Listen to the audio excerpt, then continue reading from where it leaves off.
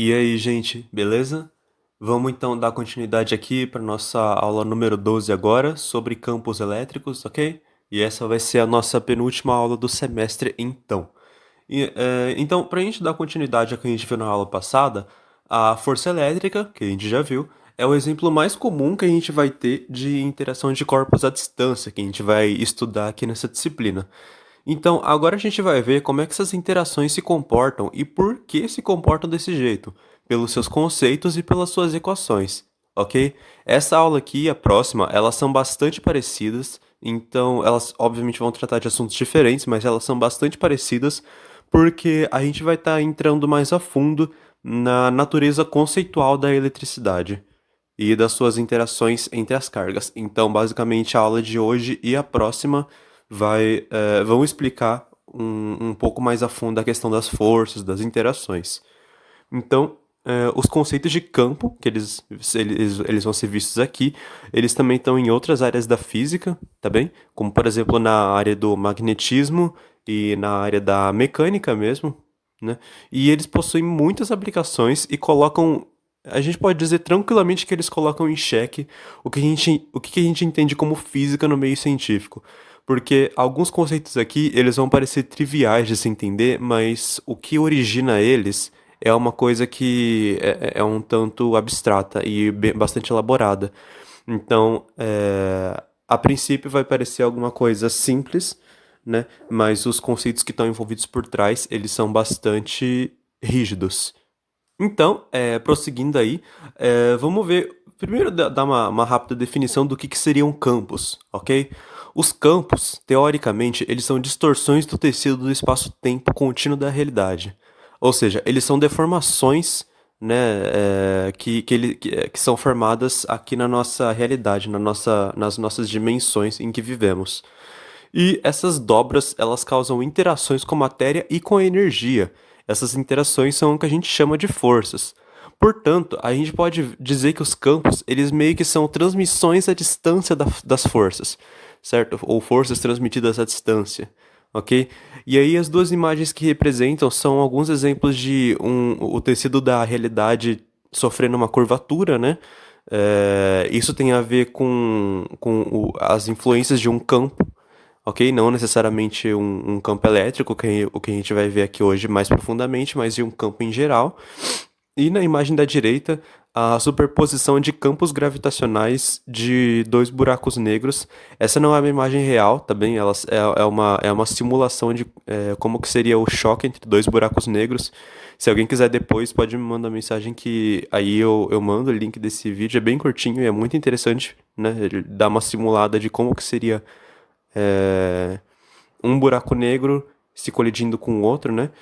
E tem uma rápida mídia adicional que eu coloquei, que depois vocês vejam lá no Drive, mas é basicamente como que um corpo ou um ponto que faz interações com um campo distorce o tecido da realidade em um modelo 3D. Beleza, a primeira imagem é um modelo um pouco mais 2D, um pouco mais planificado, tá certo? Daí depois vocês deem uma olhada lá se for do interesse. Bom, e como vocês podem perceber, os campos eles podem possuir diversas naturezas diferentes, né? Eles podem ter origens que diferenciam uns dos outros, ok? Eles irradiam de fontes que os transmitem em forma de ondas, na velocidade da luz.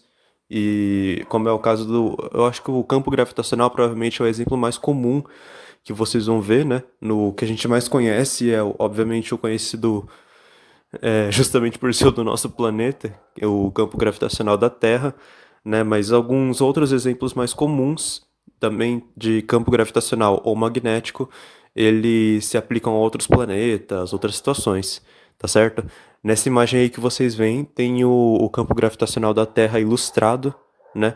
Perdão, o gravitacional, o magnético, que é basicamente o que protege a gente de muitas radiações solares que poderiam ser terríveis para a humanidade se elas chegassem até a superfície do planeta. Então, esse campo magnético, que eu vou explicar para vocês bem mais para frente, mas algum momento eu vou explicar isso para vocês. Basicamente, ele é emitido pela Terra, beleza? E na mídia adicional número 7 que eu coloquei também no Drive, tem um pequeno gifzinho que mostra a transmissão das ondas de campo gravitacional, no caso, né, entre dois corpos que estão rodeando um ao outro, e assim eles emitem essas ondas gravitacionais, ok? Então, partindo aqui para o nosso exemplo, que é de fato o que vai ser o assunto principal da aula, o campo elétrico é uma das variações existentes de campos que, obviamente, são de origem elétrica, né? Eles surgem quando as cargas elétricas concentradas estão paradas, irradiando energia na forma de campos, ok? Então, as suas fontes, elas são cargas elétricas em repouso, sejam elas cargas positivas ou cargas negativas. As representações disso, elas são ilustradas por linhas de campo, que a gente diz assim, né? Essas linhas, elas variam o sentido conforme o sinal da carga que está gerando o campo.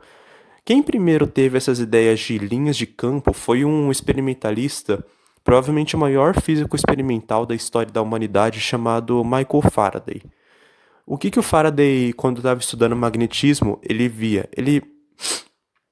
Eu vou falar mais do Faraday mais pra frente, mas só uma breve introdução aqui. Ele era um cientista de origem humilde, né? Ele nunca teve acesso a meios acadêmicos que pudessem formalizar o conhecimento dele na área de matemática ou ciências da natureza, mas ao mesmo tempo ele era um cientista experimental que teve descobertas importantíssimas para a humanidade.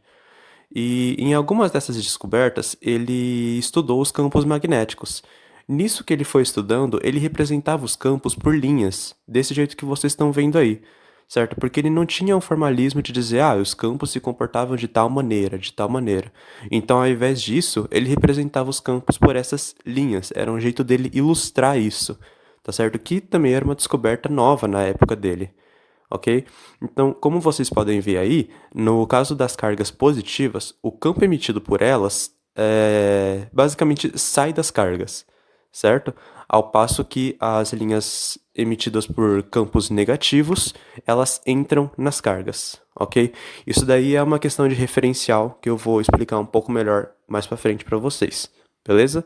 Mas é assim que a gente adota o referencial das linhas de campo elétrico, ok? É importante que vocês saibam disso. Então, interagindo com outros campos, né? Se duas cargas negativas ou positivas, no caso tratando que tenham o mesmo sinal, né? Elas interagem uma com a outra, vocês veem que as linhas de campo se repelem, ok? Então, nessa primeira situação aí, que tem duas cargas negativas interagindo, as linhas de campo, elas meio que se colidem, entre aspas, assim, né? Eu acho que é mais fácil de vocês visualizarem quando elas têm esse comportamento um pouco mais literalmente palpável, né? Mas elas meio que se colidem entre entrar em uma carga ou entrar em outra. Então, ali no meio das duas cargas tem uma zona que não tem nenhuma linha de campo. Ao passo que nas interações entre duas cargas positivas, vejam como é a mesma coisa, né? No caso, elas não estão entrando nas cargas, e sim saindo delas, beleza? Aí, por causa disso, elas acabam se empurrando para ir para cima ou para baixo. E aí, no meio, entre elas, também não tem nenhuma linha de campo, beleza? Agora, no caso de duas cargas diferentes interagindo, uma vai emitir para fora, que é a positiva, e a outra vai emitir para dentro, que é a negativa. Então, as linhas de campo saem da carga positiva e entram numa carga negativa, tá certo? Isso daí seria a orientação de para onde que o campo magnético vai, o campo elétrico vai estar apontando, ok? Ok, mas o que vai ser mais interessante para a gente aqui, na verdade, vão ser não as interações entre dois campos, principalmente, né? Mas sim as interações com outras cargas elétricas, beleza? As linhas, elas foram feitas para representar o sentido que apontaria a força eletrostática, segundo a lei de Coulomb, caso a carga-fonte interagisse com uma partícula positiva. Por isso aquela questão do referencial que eu falei. Portanto, se a carga que interage com o campo for negativa, o sentido das linhas de campo, ela deve ser invertida, tá certo? Eu vou explicar isso para vocês de duas maneiras diferentes e para isso a gente vai voltar aqui nas imagens para vocês verem. Primeiro, sobre a questão do referencial, né, e o que isso vai acabar ocasionando. Vejam que isso daqui se trata caso a gente esteja analisando uma partícula positiva. Bom, vocês lembram aquela coisa introdutória da eletricidade, né? De que as cargas de sinais opostos elas vão se atrair? Bom, e as de sinais iguais vão se repelir, né? Então, vejam só. No caso das cargas negativas, se você tivesse uma carga positiva ali perto, o campo gerado pela carga negativa ia fazer com que a carga positiva fosse de encontro com a negativa.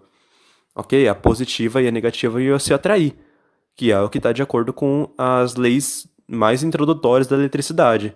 Ok? Ao passo que, se a carga fonte do campo elétrico for positiva e ela estiver interagindo com uma outra carga qualquer positiva também, vejam que as linhas de campo expulsam uma a outra, certo? Ou seja, elas vão estar se repelindo, tendo sinais opostos. Ou, perdão, sinais iguais. Beleza? Então, essa é uma maneira. A outra maneira de vocês verem essa questão da, da interação, né, de repulsão ou de atração é pelas cargas negativas, que eu falei que vai inverter o sinal.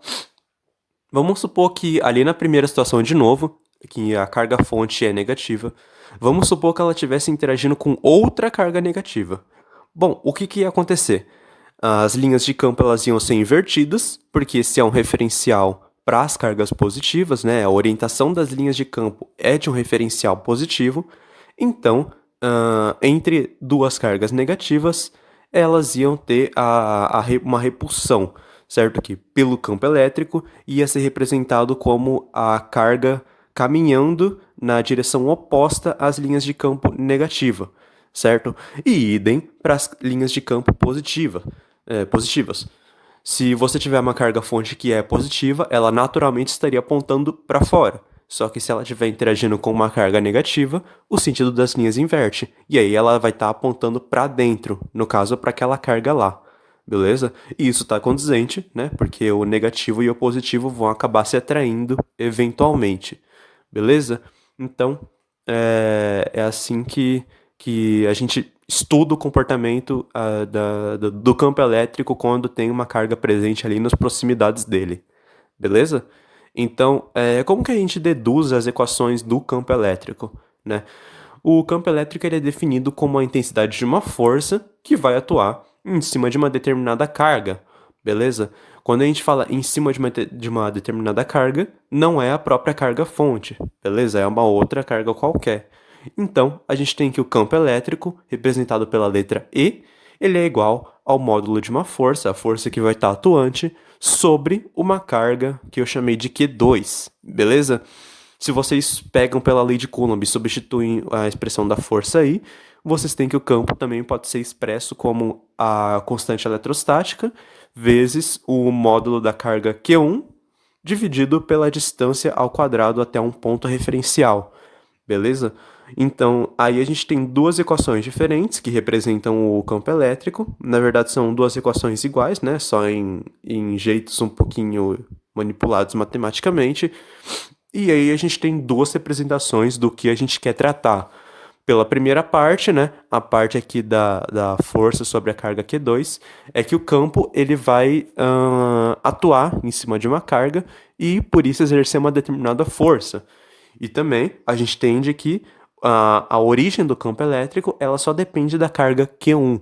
Ok? Ela não vai depender da carga com a qual ela está interagindo. A intensidade do campo só vai depender realmente da carga que está gerando ele.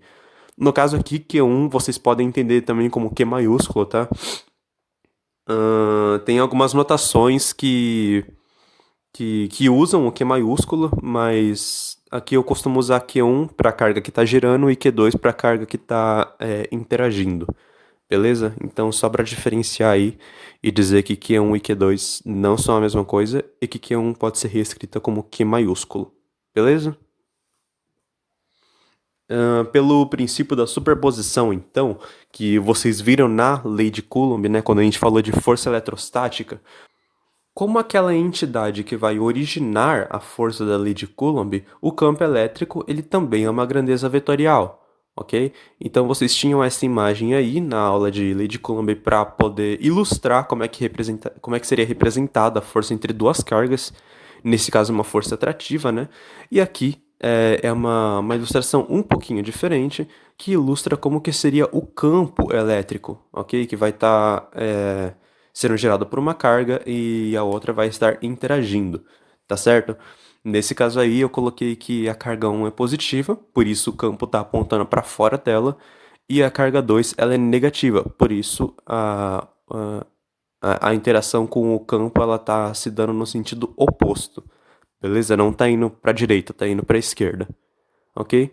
Mas o princípio da superposição ele diz que, como na força, o campo resultante em um ponto ele é a soma dos campos naquele ponto, tá certo? Por isso que eu dei essas ilustraçõezinhas aqui para vocês antes, que é para mostrar, não só para relembrar que o campo é uma grandeza vetorial, como também que pelo princípio da superposição, a soma dos campos em um ponto vai dar o campo resultante para a gente ali, beleza? No caso, a soma vetorial que está expresso aí por uma equaçãozinha, um certo formalismo matemático, mas basicamente o que vai importar é que o módulo do campo resultante vai ser igual ao módulo da força resultante dividido pela carga com a qual elas estão interagindo, ok? As cargas fontes, beleza? Então, vamos fazer uma certa análise aí das duas formas da equação que descrevem o campo elétrico.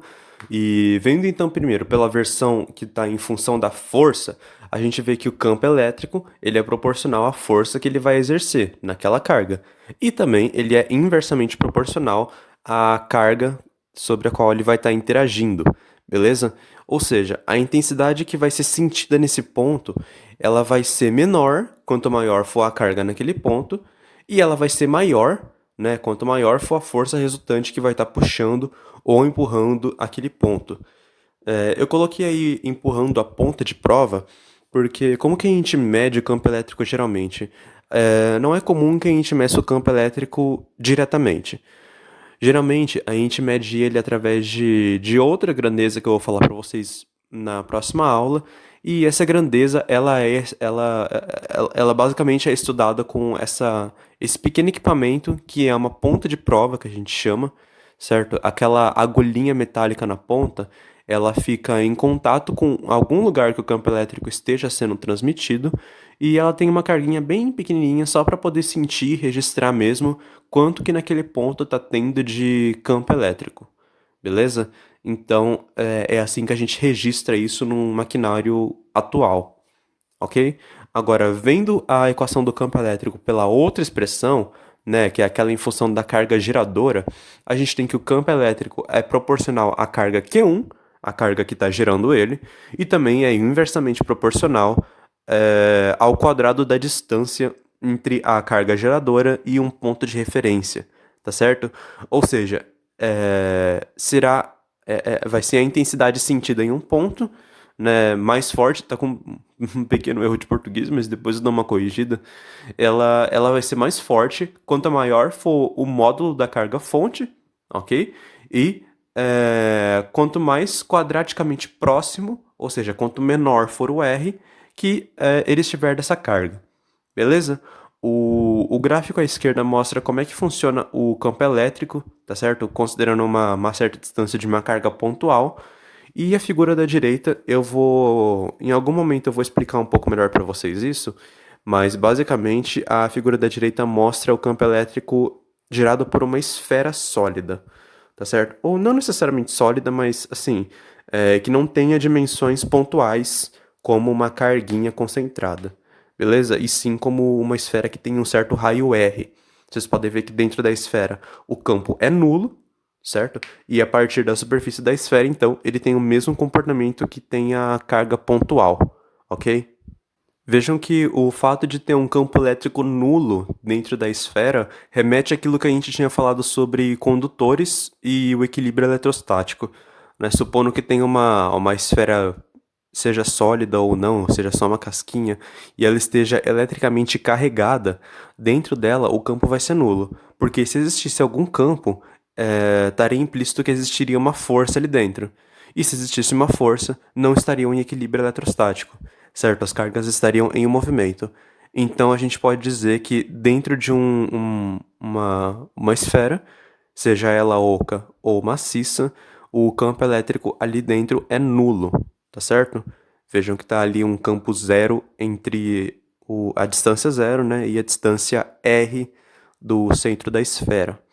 Eu vou explicar isso para vocês um pouco melhor na aula que vem, mas isso vai remeter a um experimento interessantíssimo chamado Gaiola de Faraday.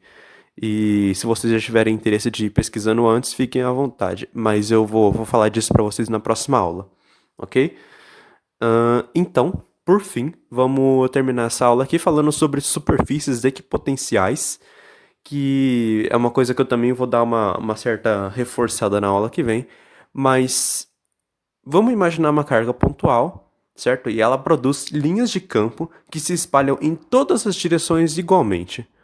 Portanto, vai existir uma certa forma geométrica que, quando ela for traçada ao redor dessa carga, né, na verdade, ao redor de todo o corpo carregado, nesse caso aí da imagem é só um pontinho, né? Então, nesse caso, a geometria é uma esfera. Quando ela for traçada, ela vai possuir o mesmo campo elétrico em todos os seus pontos.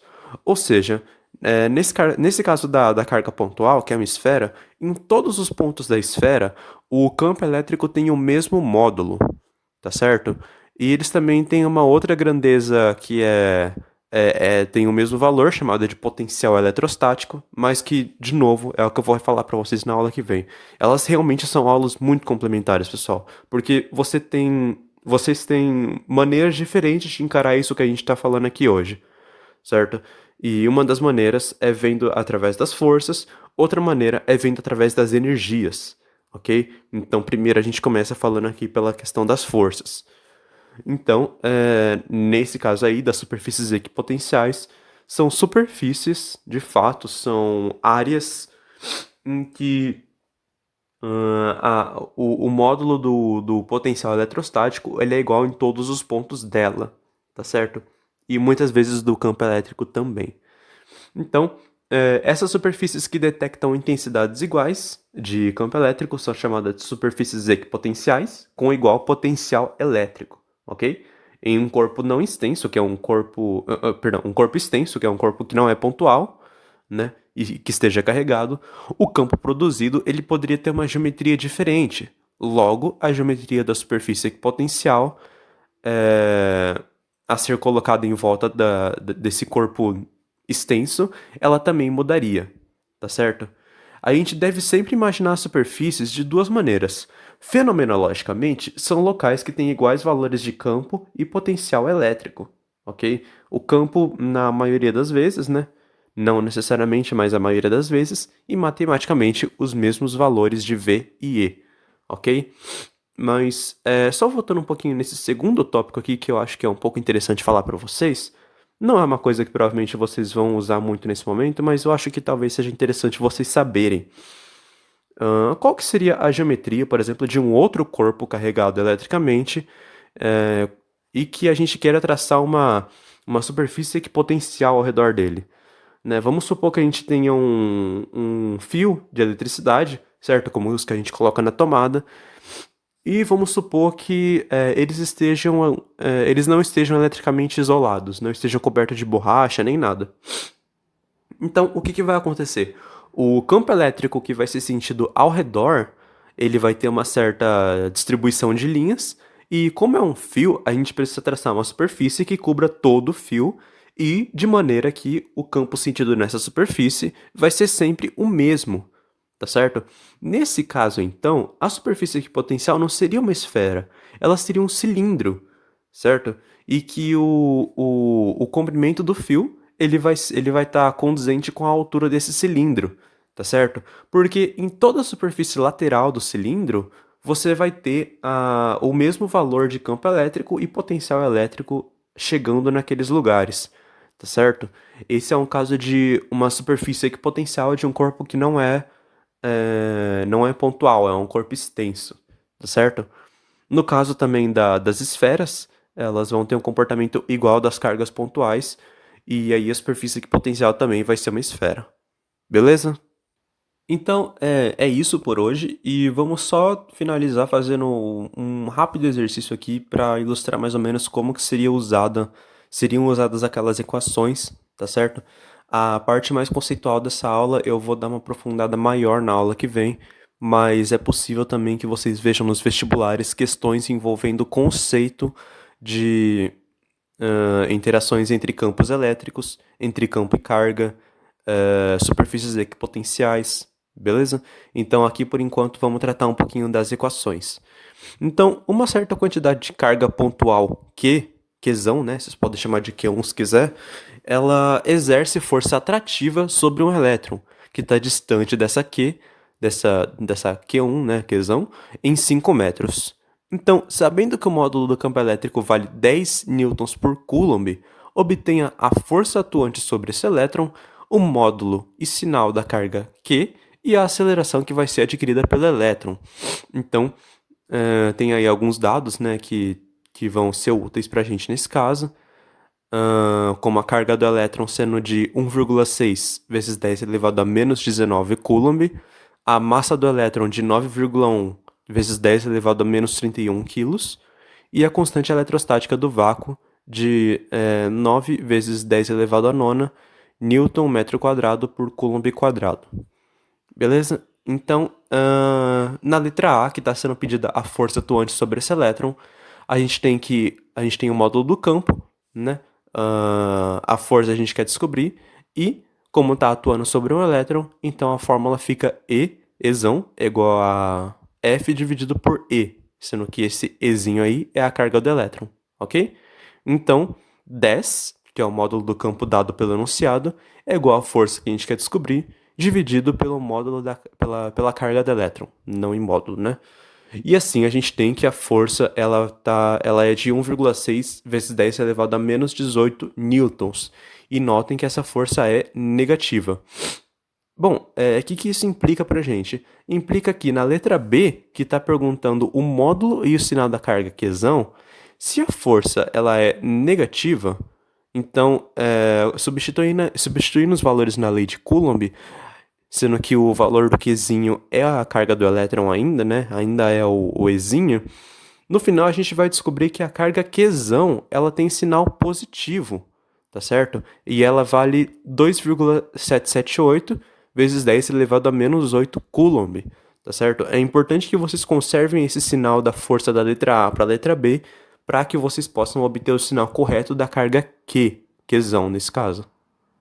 E vocês podem ver que isso está condizente pelo fato de, aqui no enunciado, eu ter dois pontos que falam isso, que evidenciam que deveria ser uma carga positiva. Primeiro que exerce uma força atrativa sobre um elétron, tá certo?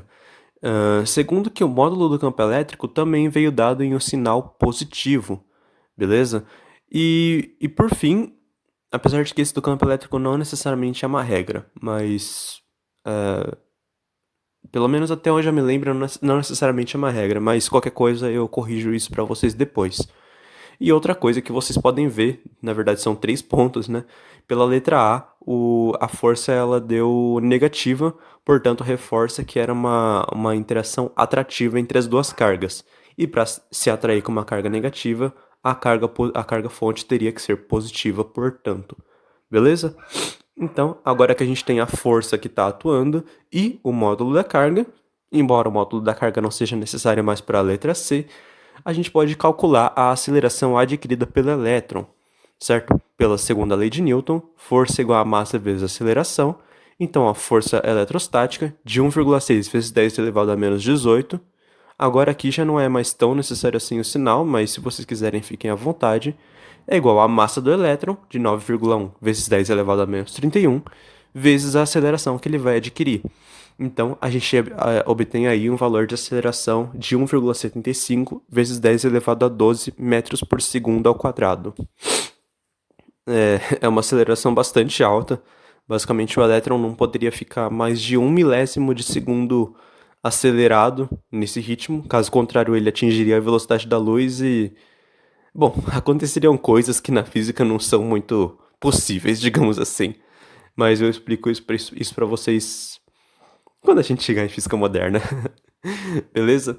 Então, era isso, pessoal. Esse exercício aqui ele foi bem curto. Essa aula toda ela foi bastante curta, mas é porque realmente quando você vai falar primeiro sobre campo, não é uma coisa muito extensa, certo? O que começa a ficar extenso é quando você vai aprofundar conceitualmente, especialmente na hora de falar de potencial elétrico, que é a próxima aula, tá certo?